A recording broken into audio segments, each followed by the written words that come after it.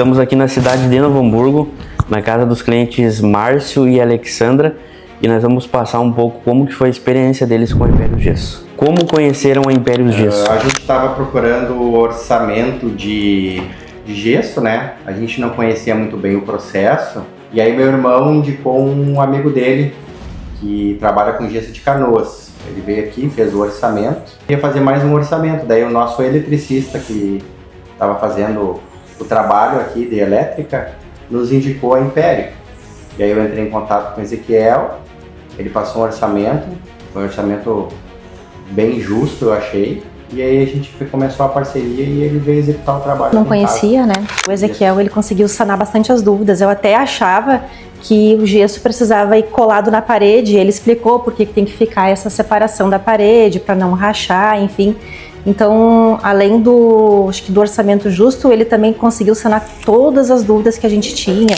Há quanto tempo vocês planejaram construir e ficou como esperado? Então, o nosso processo começou muito antes, de fato, da primeiro tijolo subir a parede. Iniciamos, de fato, há 4 anos atrás.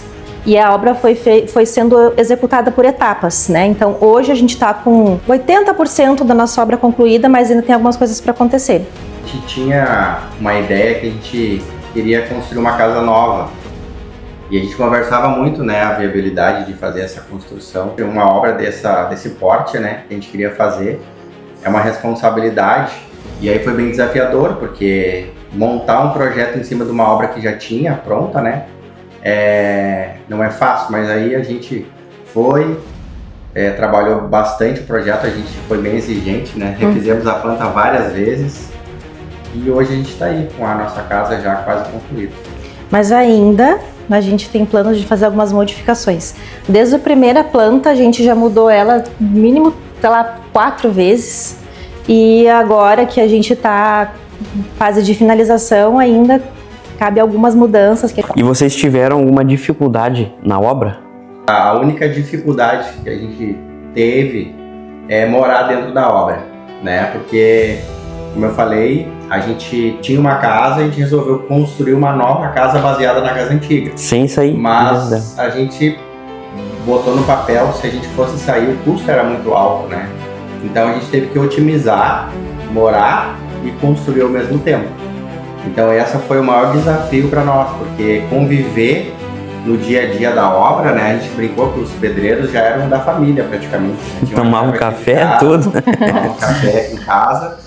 Mas a sujeira, né, o barulho, o transtorno. A gente, durante um período, que era, não sei exatamente quanto tempo levaria, mas levou acho que em torno de 6 meses, a gente teve que mudar o nosso quarto para sala, fizemos uma divisão com guarda-roupa para poder ter um pouco de privacidade, e até enquanto o nosso quarto ficava pronto. E quando isso aconteceu, eu lembro assim exatamente da sensação que eu tive, que foi de entrar no quarto, parar na porta, e eu me emocionei. Porque foi assim, muito trabalho, e lembro muito de quando, antes de estar aqui, outro dia eu coloquei no meu Instagram, assim, uma foto do projeto, da obra e pronto. E eu me lembrei de quando eu era criança, que na minha casa, no meu quarto, era tábua e tinha muita fresta. E eu amarrava um imã e pegava moedas quando caíam pela fresta da casa. E quando hoje eu olho para nossa casa, ainda com tanta coisa que tem para terminar, ainda me emociono muito, porque mesmo quando eu era criança, nos meus melhores sonhos de ter uma casa, nunca foi a casa que a gente tem hoje. Então me emociona muito, apesar das dificuldades, apesar de tudo que aconteceu. A gente está morando hoje numa casa confortável, numa casa grande, onde cada filho tem um quarto, onde a gente tem ar-condicionado, onde a gente tem um gesso. Quando eu olho para essa casa, muito mais do que eu já pude imaginar, assim. Então, embora tenha muitas coisas para acontecer, para fazer ainda, ela representa muito mais que só uma casa para nós. Falar, vocês saíram de uma família humilde, simples. Então, tipo assim, vocês têm essa casa hoje, estão podendo dar o melhor para os filhos, e eu acho que é isso que vale, né?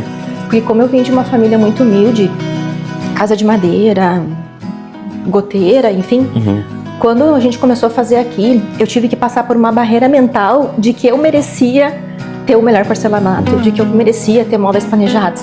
E quando a gente começou a construir aqui, eu tinha sempre aquela barreira de que não tinha necessidade disso tudo. E a gente junto, assim, Márcio me ajudou muito a mudar esse pensamento de que se a gente pode, por que não, né? Então, assim como eu consegui mudar essa barreira mental, eu acredito que a gente também colocou uma semente nos nossos filhos de que eles também podem ir atrás do melhor. E se a gente, talvez o melhor deles não seja o melhor, nosso melhor, né? Eles têm outro conceito, enfim. E que como é importante a gente passar por essas barreiras para poder mostrar para os nossos filhos de que eles podem ir atrás, de que pode ser melhor. Quantas vezes a gente trabalhou muito mais à noite, levantou muito mais cedo para poder conquistar o planejamento financeiro. Eu lembro no começo, né, que quando chegou os primeiros sacos de cimento, eu coloquei todos os sacos de cimento para dentro, sozinho, né? Então tem as pessoas... Isso ninguém viu, né? Ninguém vê, né?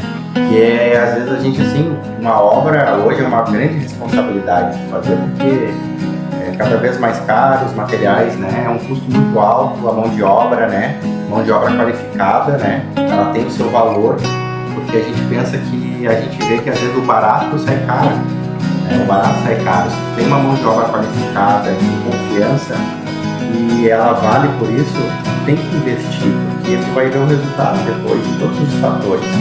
Tu quer logo aquilo ali, né? Sim. Que a casa fique pronto logo, porque tu quer morar ali, né? Todo o teu investimento e tempo e energia tá ali, né? Então teve uma chuva muito, muito forte há 2 anos atrás, acho que foi, e acabou que inundou a casa pelo telhado. E daí então aquilo ali foi bem triste pra gente ver, porque os nossos móveis que a gente mandou fazer com tanto carinho, com tanto esforço, acabou que estragou parcialmente. O nosso forro de gesso, que estava tão bonito também, acabou estourando. Pegou água, né? Pegou água. E para poder escoar a água, a gente teve que fazer perfurações no forro para não ficar acumulado em cima. Todo mundo falou, o gesso foi tão bem feito que o gesso não cedeu. A gente só precisou perfurar e a água escoou e o gesso está intacto. E o gesso está intacto, ele não teve uma rachadura, não teve nada. E ele passou por 3 inundações. E esse foi o segundo episódio da série 12 anos, 12 histórias.